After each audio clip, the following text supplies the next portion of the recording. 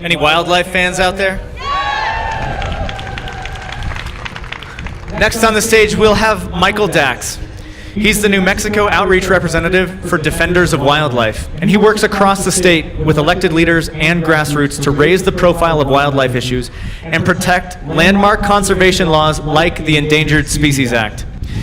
He's also worked in the Grand Canyon and Yellowstone National Park as a tour guide, and Michael, like all of our other speakers, lives and works in New Mexico. Michael.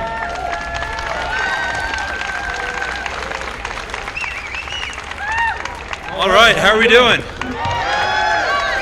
You guys have been standing for a long time and you're doing a great job. I think we need to boost the energy level a little bit though. What do you think about a group howl? Can we get a group howl? There are a couple of you who've done this before.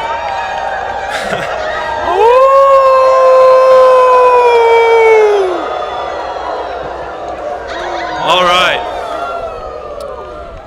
So as Dan said, I'm the New Mexico Outreach Representative for Defenders of Wildlife. Defenders of Wildlife is a 70-year-old science-based organization committed to the protection of endangered plants and animals in North America and their habitats. So what do we mean by science-based? What we mean by that is we let science, not ideology, be our guide when we're deciding what management actions we need to take to protect all wildlife, whether it be charismatic species like Mexican wolves, or lesser well-known species like silvery minnows, lesser prairie chickens, or the endangered Jemez mountain salamander. Do we have some endangered mountain salamander fans out there? Woo! All right, as many of you know, science is under assault like never before. In the past 2+ years, there have been more than 150 individual attacks on the Endangered Species Act in the form of standalone bills, amendments, riders. These attacks favor ideology over science, and they would remove protections for endangered species, they would prevent the listing of species, and they would otherwise undermine the law to take decision-making of power away from trained biologists and instead put them in the hands of politicians. That is not what we need to do. Additionally, in New Mexico, it's important to note that nearly all 55 of our endangered plants and animals are threatened by climate change.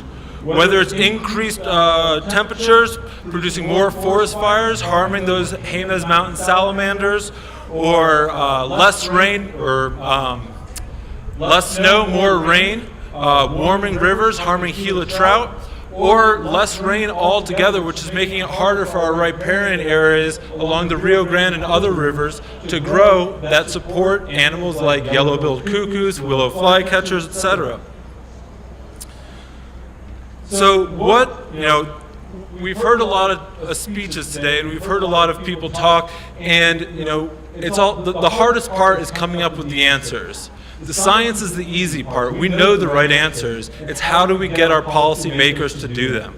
And the most heartening thing that happened for me in the past 4 or 5 months was when Representative Jason Chaffetz from Utah introduced H.R. 621 back in January. H.R. 621 would have sold off as much as 3 million acres of land across the West and including New Mexico.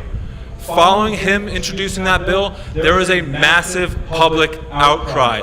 People calling his office so much that his office could not function because all they were doing was answering phones. A couple days later, he withdrew that bill, and actually 2 days ago he announced he's not running again, and he may not even finish his term. We all know that we're up against lots of money, corporate greed, all of these things that somehow can be disheartening. But that incident told me that it works. Our democracy can still function the way it's supposed to, but we need all of you to speak out. We need all of you to be the voice for science. So please, we are lucky in New Mexico to have great representatives like Senator Udall, Senator Heinrich, and Representative Lujan. So join me, join Defenders of Wildlife, join all the other great organizations, be a voice for science, and contact your representatives. And I'm kind of losing steam here, but that's okay. You get the point. We need all of you. So thank you so much.